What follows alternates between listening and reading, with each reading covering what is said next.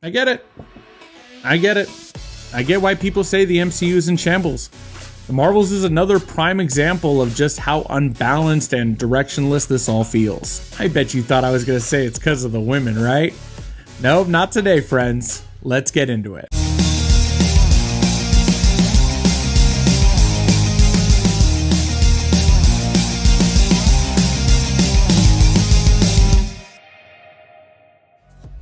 Hey movie fans, I'm Matt, and today we're looking at The Marvels, starring Brie Larson, Teyonah Parris, and Iman Vellani, and is directed by Nia DaCosta. Now this is only the second piece of MCU content I've ever reviewed since I started this channel.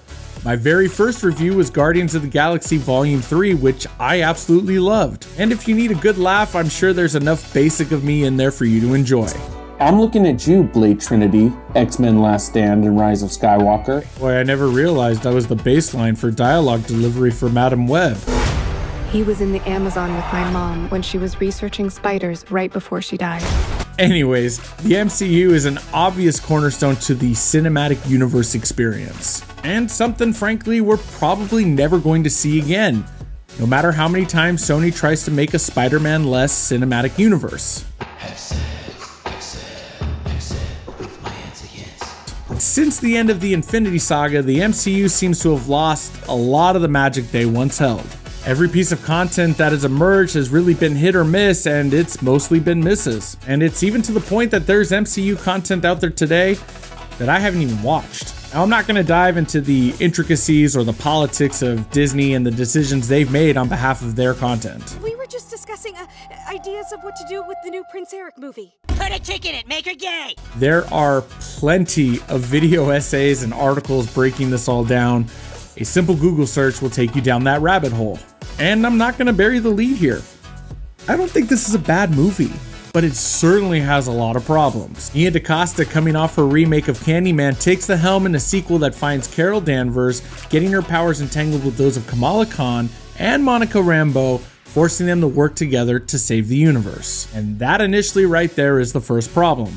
Now, to be fair, the movie isn't called Captain Marvel 2, it is called The Marvels. But this movie feels more like a season finale episode more than a true sequel to anything else that came before. Everything in this movie feels rushed, and I think this was the shortest Marvel movie ever put out. The rushed explanation of the villain's backstory is done in a mere 30-second flashback, and it feels completely incomplete. And I'm thinking that the storyline there should have been the basis for an actual sequel for a Captain Marvel 2 before we got to this film. Now, it could be just me, but this is the first time that I actually felt that it was a departure from past MCU films, which generally allowed casual viewers to dive in without extensive background knowledge. Yes, I know, you can say the same thing about Infinity War or Endgame or anything of the past, but maybe it's just a perception thing, or maybe at this point the cinematic universe is just too big.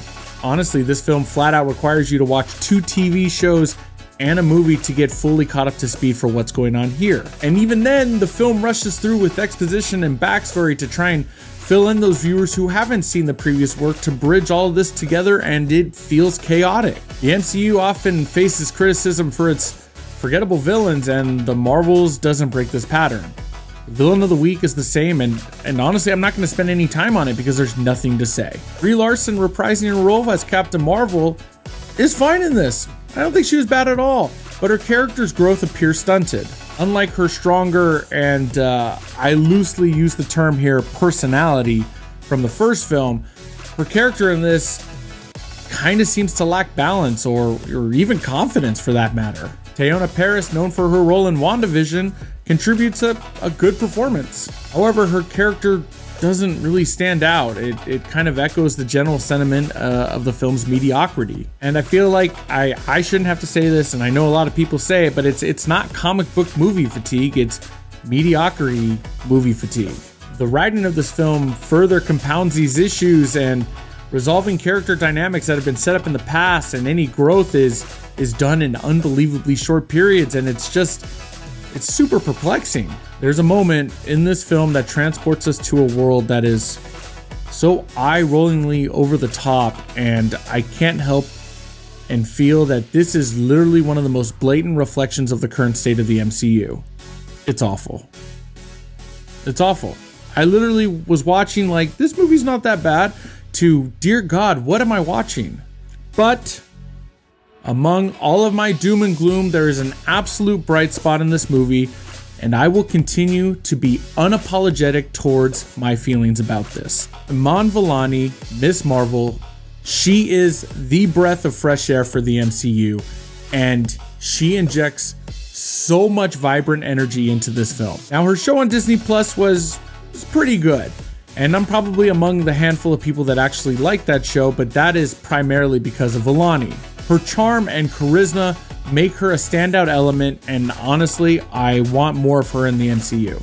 Her portrayal is marked by a delightful mix of humor and wit, and honestly, she makes her a character that you can't help but love. Look, at the time of this recording, I think when we're talking about the MCU, most folks feel that it's directionless and content is there just to be there. And the result of what transpires in this film will have an effect on the future of the MCU, but I'm not so sure that this is the movie that needs to be added to the pantheon of must-see MCU. I don't feel that any of the main characters' growth in this film is going to hamper anybody's ability to understand what's happening in the future. Miss Marvel is the only one I feel personally has any real path here moving forward, and once again, I'm all for it. This movie feels like it's just there, and even though I don't think it's a bad film, it's just littered with problems, especially if you're just a casual viewer not caught up with the MCU. And it's with that I'm not going to give my recommendation for this film.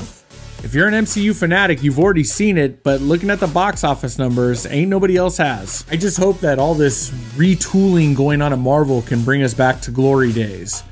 We need something to get us through this, a messiah of sorts. We need a Marvel Jesus. God, I cannot wait for Deadpool and Wolverine. As always, I encourage you to watch the film and form your own opinions though. Let me know your thoughts about it down in the comments below and have your voices heard. Also, if you enjoyed this review, please like this video and subscribe to my channel to get a new movie review from me every week. Well, I made fun of it twice today, so I guess I should go see what all the fuss is about and go check out Sony's latest Spider-Man-less movie, Madam Web.